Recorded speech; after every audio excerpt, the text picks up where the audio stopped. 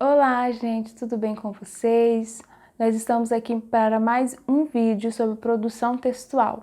E se você está estudando, treinando para produzir textos, redações, seja em provas de vestibular, ou ainda do Enem, ou ainda de qualquer concurso público, eu te convido a assistir esse vídeo até o final para você não perder nenhuma informação importante aí para sua aprendizagem. Tá? E quando a gente fala de texto, a gente está falando de sentido. E quando a gente fala de sentido, a gente está falando exatamente de coerência textual. Você já leu algum texto e ficou se perguntando assim, o que esse autor está querendo dizer? Aonde ele quer chegar? O que isso tem a ver com aquilo? Isso acontece porque quando nós nos deparamos com algum texto, nós inferimos informações, nós queremos compreender o que está posto ali.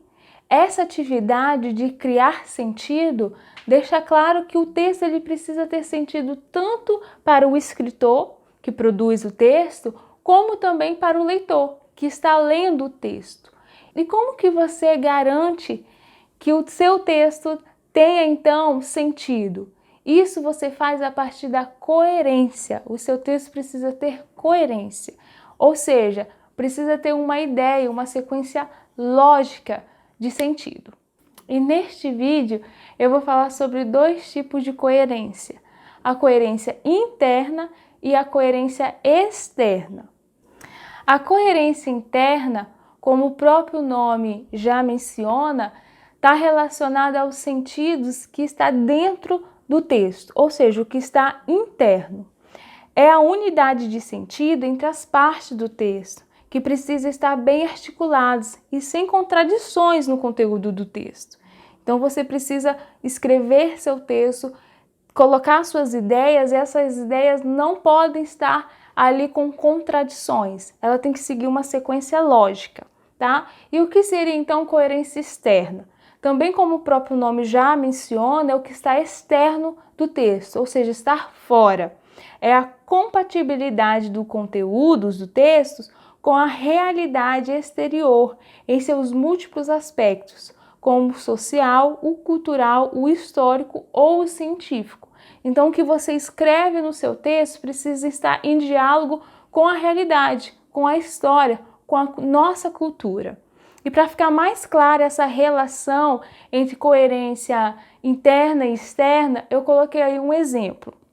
Nesse exemplo é exatamente o erro, o que você não deve fazer, tá? Seria um exemplo aí de incoerência interna e externa. Eu vou ler com vocês. O texto diz: a violência contra mulheres não é atual.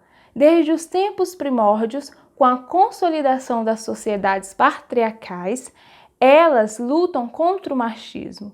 Essa cultura de desigualdade e inferiorização das mulheres precisa mudar, tendo em vista a valorização delas enquanto cidadãs, trabalhadoras e pessoas de direito.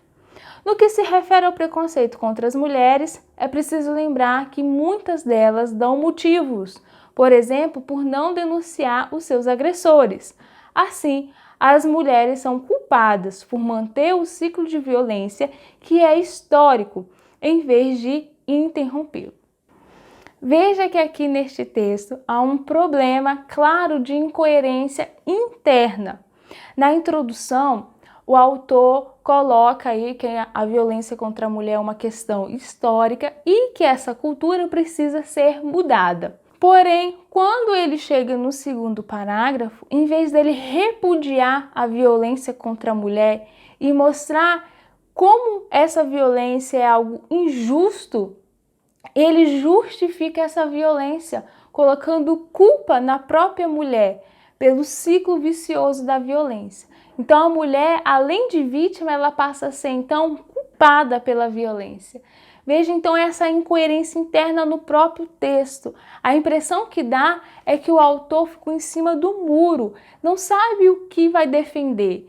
Isso é um erro. Você que está escrevendo seu texto, você precisa ter um ponto de vista e esse ponto de vista precisa ser claro e precisa ser coerente. Como eu já mencionei, seguir aí um raciocínio lógico.